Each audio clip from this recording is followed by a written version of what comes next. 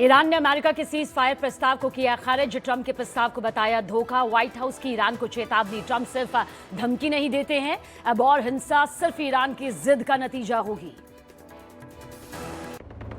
जंग के बीच ईरान का अमेरिकी नौसेना के F-18 फाइट जेट को मार गिराने का दावा। IRGC ने बयान जारी कर कहा दुश्मन के विमान को निशाना बनाया। अब तक अमेरिका का नहीं आया कोई बयान। सर्वदलीय बैठक में एस जयशंकर बोले हम पाकिस्तान की तरह दलाल देश नहीं। बैठक में विपक्ष ने कहा था ईरान जंग में पाकिस्तान मध्यस्थता कर रहा, भारत मूक दर्शक बना है। ईरान पर हमले को लेकर इजरायल का बड़ा दावा। इजरायल ने ईरान पर जंग के दौरान अब तक 15,000 से ज्यादा बॉम्ब गिराने का किया दावा। न्यूज 18 इंडिया से बातचीत में भारत में इजरायल के राजदूत रुविन अज़ार ने कहा जंग के लिए ईरान जिम्मेदार, कहा पाकिस्तान मध्यस्थ नहीं सिर्फ मददगार। Pakistan is mediating. Is it true? Well, we have heard in the media that Pakistan may facilitate some of the negotiations. I think that the term mediation is a bit misused.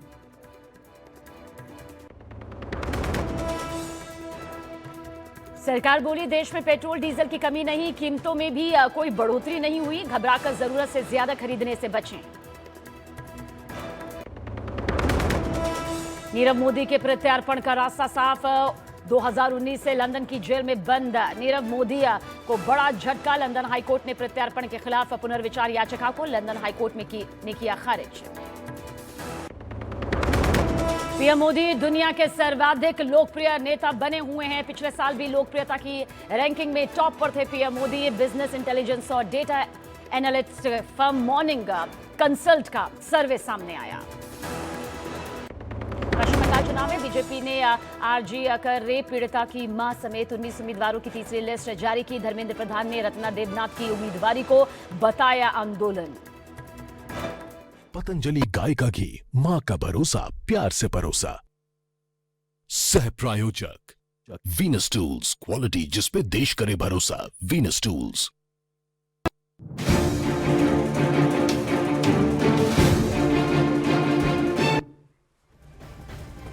नमस्कार, सुबह के 6 बज चुके हैं। आपके साथ मैं हूं सबीना तामंग देशमुख। पश्चिम एशिया में देखिए जारी जंग का आज 27वां दिन है। 26 दिन बीत चुके हैं, भयानक तस्वीरें सामने आ चुकी है और आज महायुद्ध का 27वां दिन। सीज फायर वार्ता की खबरों के बीच देखिए वार पलटवार का दौर अब भी जारी है। जहां ईरान ने ट्रंप के 15 पॉइंट के प्लान को धोखा करार दिया, तो वहीं व्हाइट हाउस ने फिर एक बार ईरान को शर्तें नहीं मानने पर गंभीर नतीजे भुगतने की सख्त चेतावनी दे डाली है। और इसी बीच ईरान ने अमेरिकी नेवी के F-18 फाइटर जेट को मार गिराने का बड़ा दावा यहां पर किया है। देखिए जिसे लेकर अब तक अमेरिका का कोई भी बयान सामने नहीं आया है। ये दावा दरअसल ईरान की तरफ से है। दूसरी तरफ लेबनान और ईरान पर इजरायली सेना के ताबड़तोड़ हमले अब भी बदस्तूर जारी है। खौफनाक तस्वीरें युद्ध के मैदान से सामने आ रही है। वहीं इजरायली पीएम बेंयामिन नेतन्याहू ने देखिए साफ लहजे में कह दिया है, साफ शब्दों में कह दिया है कि दुश्मन को मिट्टी में मिलाकर ही दम लेंगे। इजरायल का साफ कहना है कि युद्ध विराम पर अपनी रक्षा के लिए दुश्मनों पर वार इसी तरह से इजरायल करता रहेगा।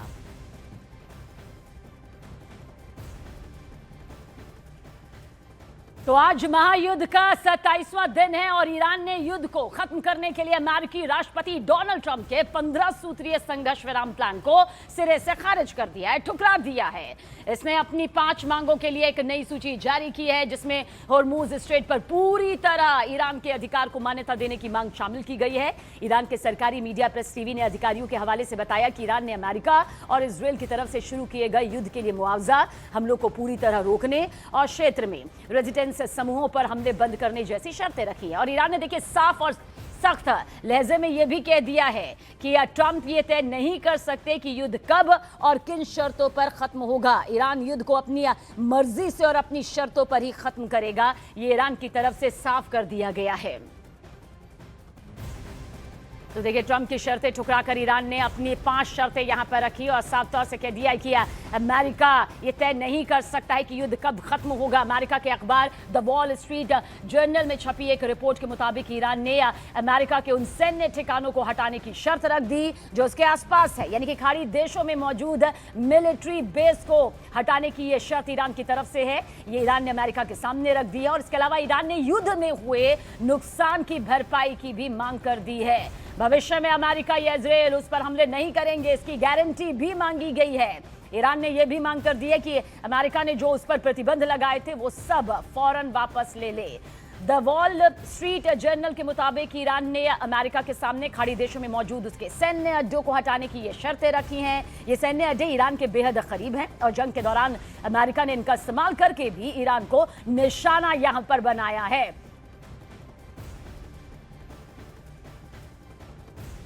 और देखिए, इजराइल के चैनल 12 के मुताबिक अमेरिका और ईरान के बीच डील के लिए 15 पॉइंट्स यानी कि 15 पॉइंट्स यहां पर तैयार किए गए हैं। क्या कुछ है आपको सिलसिलेवार तरीके से बताते हैं।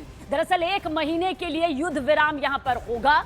इसके अलावा ईरान की ओर से अब तक विकसित की गई परमाणु क्षमताओं को खत्म करना भी इसमें शामिल है। ईरान कभी परमाणु हथियार हासिल करने की कोशिश नहीं करेगा। साथ ही ये फहरिस्त और लंबी है। ईरानी जमीन पर परमाणु सामग्री संवर्धन रुकेगा। तय समय सीमा में सभी परमाणु सामग्री को इंटरनेशनल एटॉमिक एनर्जी एजेंसी को सौंपना यहां पर होगा। नातांज, इस्फहान और फर्दो फ्यूल एनक्रिचमेंट प्लांट को यहां पर बंद करना होगा और साथ ही नष्ट करना होगा। इसके अलावा इंटरनेशनल एटॉमिक एनर्जी एजेंसी को ईरान के अंदर सभी सूचनाओं और स्थानों तक यहाँ पर जो है पूर्णीन जो है वो पहुंचना देना होगा और साथ ही क्षेत्र में ईरान की प्रॉक्सी गुटों के जरिए जो प्रभाव है उसकी रणनीति को यहाँ पर छोड़ना होगा। देखिए, इन प्रॉक्सी समूहों को फंडिंग और हथियार देने पर प्रभावी रोक यहाँ पर लगाना भी इसमें शामिल है। इसके अलावा स्ट्रेट ऑफ हॉर्मुज को अंतर्राष्ट्रीय जहाजों के लिए खुले और मुक्त समुद्री मार्ग के रूप में बनाए रखना भी इसमें शुमार किया गया है। पॉइंट 15 में देखिए ये भी है, ईरान के मिसाइलों के मुद्दे पर बाद में बातचीत होगी। संख्या और रेंज की समय सीमा भी तय करना है।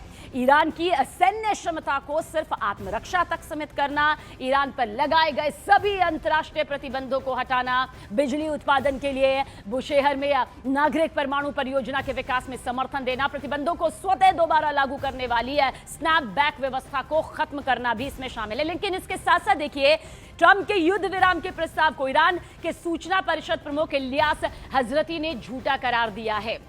उन्होंने कहा कि दुश्मनों ने अपने हमले के जरिए अपनी उन इच्छाओं की लिस्ट सूची खुद यहां पर बना ली जिसे वो बमबारी के जरिए हासिल करने में नाकाम रहे।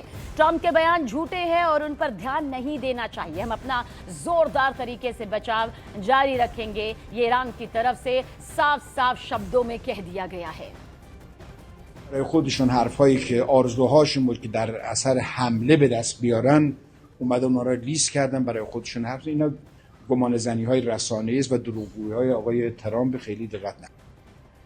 और देखिए, शर्तें नहीं मानने पर अमेरिका की ईरान को धमकी सामने आई है। वॉर ब्रेकिंग आप तक पहुंचा दे, जहां पर ट्रंप सिर्फ धमकी नहीं देते हैं, यूएस की तरफ से कहा गया है, अमेरिका की तरफ से यह भी कहा गया है कि भाई ईरान को फिर कोई गलती नहीं करनी चाहिए। राष्ट्रपति डोनाल्ड ट्रंप शांति चाहते हैं अब और हिंसा सिर्फ ईरान की जिद का नतीजा होगी।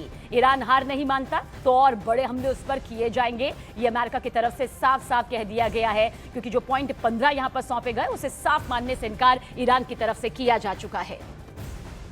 President Trump does not bluff, and he is prepared to unleash hell.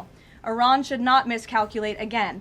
Their last miscalculation cost them their senior leadership, their Navy, their Air Force, and their air defense system. Any violence beyond this point will be because the Iranian regime refused to understand they have already been defeated. और देखिए, straight of Hormuz पर IRGC के प्रवक्ता का बड़ा दावा सामने आया है। हॉर्मुज स्ट्रेट के अब पहले जैसे हालात नहीं हैं। ईरान ने अब समुद्री नियम बदल दिए हैं। अब हमारे परमिट के बिना जहाज नहीं गुजरेंगे। हॉर्मुज से निकलने के लिए हमारी परमिशन यहां पर जरूरी होगी, यानी कि अनिवार्य यहां पर ईरान की तरफ से कर दिया गया है। قدرت راهبردی که از آن دم می‌زدید تبدیل به شکست راهبردی شده. مدعی ابرقدرتی دنیا اگر میتوانست از این مخمصه رها شود تا حالا شده بود. اسم شکستتان را توافق نگذارید. वहीं पश्चिम एशिया जंग पर ऑल पार्टी मीटिंग हुई, जब विदेश मंत्री एस जयशंकर से जंग में पाकिस्तान की मध्यस्थता को लेकर सवाल पूछा गया तो एस जयशंकर ने कहा कि हम हलाल देश नहीं हो सकते। 1981 से पाकिस्तान का इस्तेमाल कर रहा है, हम दलाल देश नहीं हो सकते हैं, ये एस जयशंकर की तरफ से कहा गया है। वहीं उन्होंने ये भी कहा कि जंग जल्द से जल्द खत्म होनी चाहिए, जंग से सभी देशों को बड़ा नुकसान हो रहा है। ऐसे में एस जयशंकर की तरफ से कहा कि हम कोई दलाल देश नहीं है, जंग से पूरी दुनिया को बड़ा नुकसान है और ये रुकना चाहिए।